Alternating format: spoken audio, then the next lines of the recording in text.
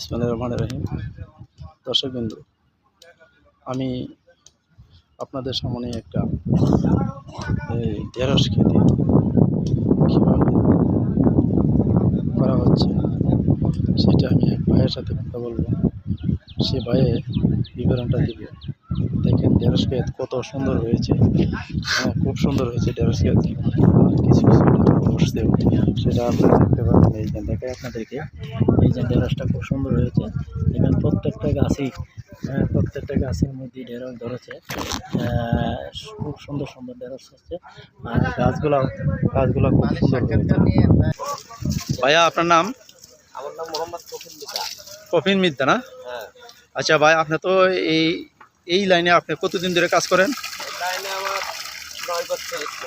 9 বছর? হ্যাঁ, 9 বছর। 9 বছর। আচ্ছা, এই যে ঢেঁড়স গাছটি লাগানো হয়েছে এটা কতদিন হয়েছে একটু বলেন তো ভাই? 1 মাস 10 দিন পর। 1 মাস 10 দিন হয় নাই, মানে 28 দিন 29 দিন এরকম হয়েছে না? আচ্ছা, আপনার তো বাগানে এই যে আপনার ঢেঁড়স গাছটি তো যে সুন্দর হয়েছে, এই সুন্দরের জন্য আপনি কি করছেন একটু বলেন তো ভাই? মাটি কুবা আনিয়েছি, কুবা আনে তারপরে গোবর টোবর দিয়ে হ্যাঁ ইয়া করে চারা আগে উঠানো ছিল। আচ্ছা, চারা লাগা দিছি, হ্যাঁ। পানি টানি দিছি। আচ্ছা, এখন তো ঢেঁড়সগুলো তো মনে দেওয়া নাই, সার দেওয়ার নাই না? না, খালি আপনার সার দেন নাই, খালি জৈব সার দিচ্ছেন না? খালি জৈব সারের জন্য এত সুন্দর হয়েছে না? ফলও তো মনে করেন মোটামুটি ভালো ফলন আশা করা যাচ্ছে, ঠিক না? খুব ফলন আছে। হ্যাঁ। আচ্ছা, দেখান তো দেখি।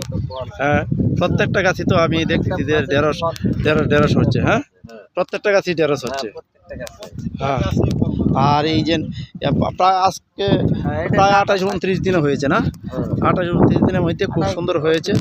আপনি এই লাইনে যেহেতু আজ 9 বছর ধরে কাজ করতেছেন, তাহলে আপনার অভিজ্ঞতা খুব অনেক। আপনার এই বাগানের সম্বন্ধে আপনার ভালো অভিজ্ঞতা, ঠিক না?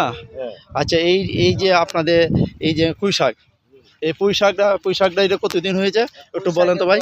পুঁই শাকের বয়স 1 মাস। 1 মাস না? আচ্ছা, এটা তো শুধু গোড়াটা থাকতেছে আর কাটে নিতেছেন না? আর এটার মধ্যে তো অনেক অনেক কিছু আবার এটির মধ্যে গজাইতেছে, ঠিক না? আবার ও আচ্ছা, তাই আচ্ছা, এইটা তো যদি পানি না হয় তাহলে আপনি পানি না আসা পর্যন্ত আপনি এইভাবে কাটতে পারবেন আর নিতে পারবেন, ঠিক না? পানি হইলে একটু সমস্যা হয়। আচ্ছা। আর আপনি এটা এই 1 মাস হয়েছে না?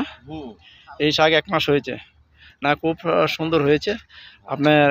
যাক, আপনার যেহেতু 9 বছর অভিজ্ঞতা, আপনি এই বিষয়ে খুব ভালো অভিজ্ঞতা আছে। কোন গাছ কতদিনে ফলন হয় এটাও আপনার ধারণা আছে, ঠিক না? আর আপনার দেখতেছি যে আপনি যতগুলা এখানে বাগান এখানে প্রস্তুতি করছেন, যেগুলা গাছগুলা, সেই প্রত্যেকটা গাছেরই খুব সুন্দর সুন্দর রূপ ধরেছে।